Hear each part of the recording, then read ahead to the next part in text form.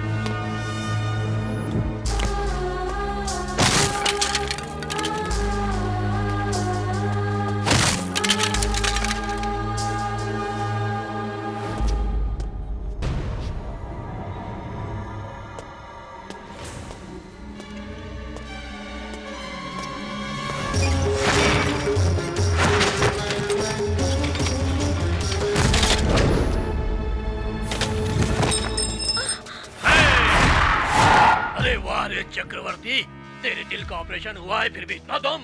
जिसके सीने में दिल होता है वो हमेशा आगे बढ़ता है। वो सब ऑपरेशन होने से पहले था, लेकिन अब तुम्हारा ऑपरेशन हो चुका है। तुम्हें तो घर जाकर आराम करना चाहिए। दिल सिर्फ लड़ना जानता है, वो आराम करना नहीं जानता है। इस दिल पर बस एक बार चोट लगी थी, जब मेरा भाई गलत रास्ते पर था। और आज जब मैं देख रहा हूँ कि वो बहुत बदल गया है। अच्छा, तो इसका मतलब ये हुआ कि तुम अपने छोटे भाई को बचा लोगे? बड़ा भाई छोटे भाई को नहीं बचाएगा तो और क्या करेगा? छोटे भाई की रक्षा करना बड़े भाई का कर्तव्य है। अब देखो क्या होता है।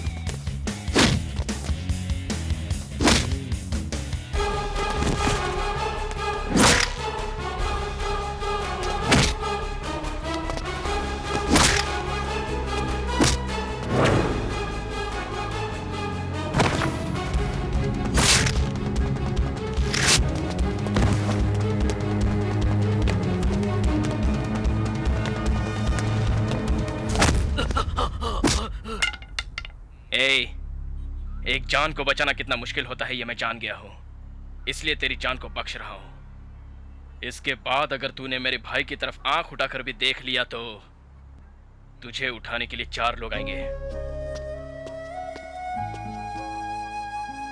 सर, इस वक्त कल्याण को देखकर आपको बहुत खुशी हो रही होगी, लेकिन मुझे बहुत दुख हो रहा है। आपको पता है कि मैं यहाँ क्यों आई हूँ सर? आपकी प्रॉपर्टी लौटाने आई हूँ। मैंने आपसे जो प्रॉपर्टी ली थी वो अपने लिए नहीं ली थी, आपके भाई में बदलाव लाने के लिए ली थी। एक आदमी की जान की कीमत क्या होती है ये साबित करना चाहती थी, और इसी वजह से मुझे ये सब कुछ करना पड़ा। और फिर मेरे पापा की मौत का कारण बताकर मैंने आपकी प्रॉपर्टी को अपने नाम करवा लिया।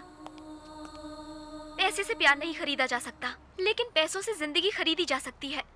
लेकिन अगर प्यार की कीमत नहीं होगी तो उसकी जिंदगी में कुछ नहीं होगा सर।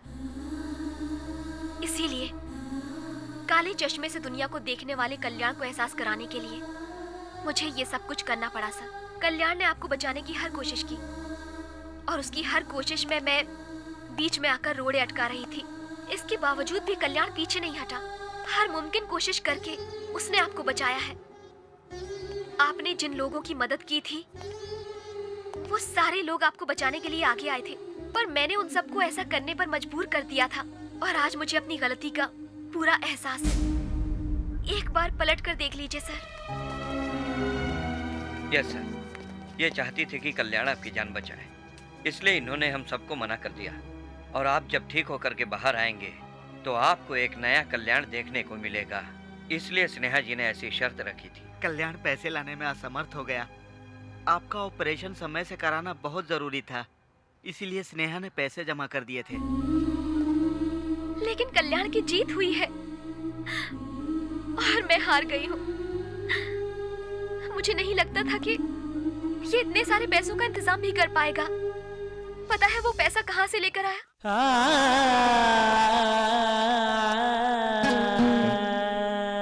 तुम यहाँ क्यों बैठे हो? तुम्हारी किडनी का ऑपरेशन हुआ है ना? जाओ जाकर रेस्ट करो। सिस्टर, मैं किडनी ऑपरेशन की वजह से ऐसा नहीं हूं। मैं अपने भाई की जान नहीं बचा पा रहा हूं। इस बात का मुझे दुख है।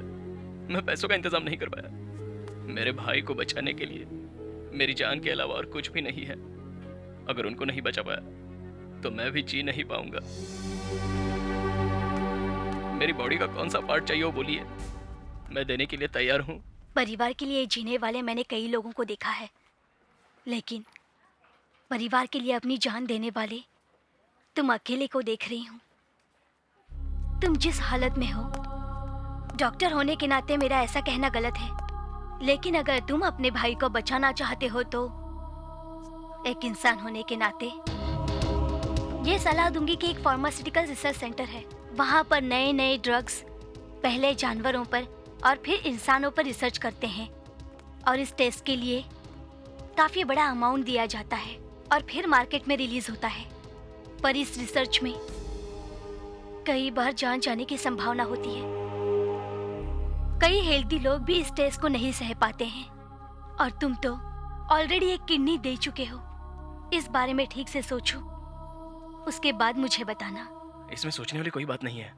अगर मेरे भाई की जान बचती है तो इसके लिए मैं कितनी भी तकलीफें और दर्द सहने के लिए तैयार हूँ। मैं इस टेस्ट को जरूर पास करूंगा, क्योंकि अब मेरी जान ही मेरे भाई की जान बचा सकती है।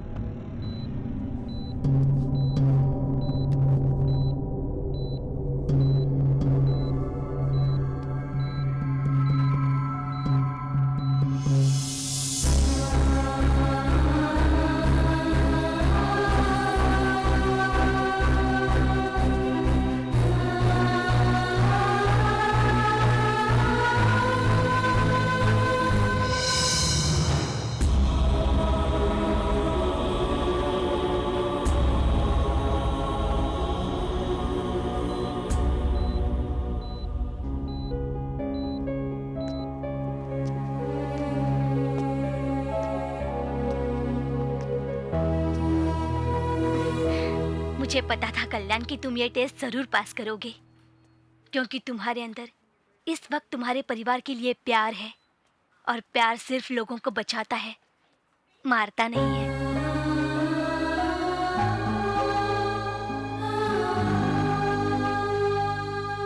और मुझे ये लग रहा था कि वो एक जान की कीमत जरूर समझेगा, लेकिन मुझे ये बिल्कुल भी पता नहीं था कि वो अपनी जान जोखिम में डाल देगा।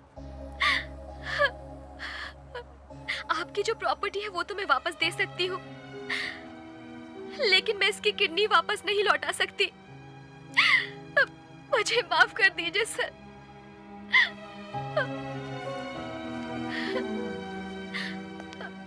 ये प्रॉपर्टी के पेपर्स हैं सर। नहीं बेटा, तुमने मेरे भाई की वजह से अपने पिता को खोया है और तुमने उसे माफ भी किया है, इसलिए मुझे ही तुम्हें थैंक्स बोलना चाहिए।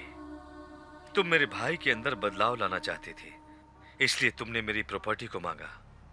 मेरे भाई से बढ़कर कोई प्रॉपर्टी नहीं, दी हुई चीज हम लोग वापस नहीं लेते। आपकी प्रॉपर्टी मेरी बेटी ने क्यों ली ये तो बताया, लेकिन आपके भाई को क्यों बदलना चाहती ये नहीं बताया। क्योंकि मेरी बेटी आपके भाई से बहुत प्यार करती है। इस बारे में मुझे पता नहीं था, इसलिए गलत समझ रही थी। जिस आदमी से वो प्यार करती है उसे वो तकलीफ दे रही है, लेकिन खुद भी दुख सह रही है। जब मुझे पता चला तो मैं आप लोगों से छुपा नहीं सकी। कल्याण, मुझे भी स्नेहा के बारे में पता चल गया है। तुमने जिससे प्यार किया वो अलग ही है। तुम दोनों बेमिसाल हो। स्नेहा ने तुम्हें सुधारने और जिम्मेदार बनाने के लिए खुद को सबके सामने बुरा बना लिया। उसका प्यार सच्चा है। She is the perfect girl for you.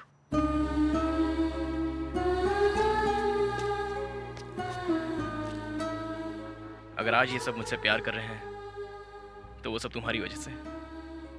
जिंदगी जीने के लिए स्वास्थ्य की जरूरत होती है, और हम जिंदा है ये बताने के लिए हमें एक परिवार की जरूरत होती है। इस बारे में मुझे जरा भी पता नहीं था। मैंने अनजाने में बहुत कुछ मिस किया है और बहुत गलतियां कर बैठा हूँ। प्यार को जब मैं नहीं समझता था तब से मैंने तुमसे प्यार करना शुरू कर दिया। मैं समझता था कि तुम ही सिर्फ मेरी दुनिया हो, लेकिन जब मैं भाई भाभी और बहन के प्यार को समझने लगा तो तुम्हारे ऊपर का प्यार मुझे कम लगने लगा। मुझे ऐसा लगने लगा कि मैं दुनिया के बारे में कुछ जानता ही नहीं हूँ। इसलिए सबसे पहले मैं अपने परिवार के बारे में सोचूंगा, फिर तुम्हारे बारे में, और यही मेरा फर्ज है। मुझे माफ कर देना।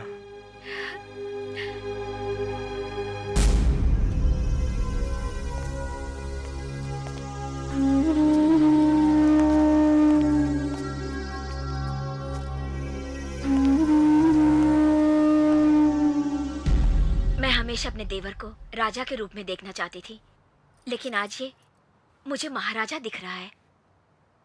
ये जल्द ही अपनी जिम्मेदारियों को पूरी करके तुम्हारे पास लौट आएगा।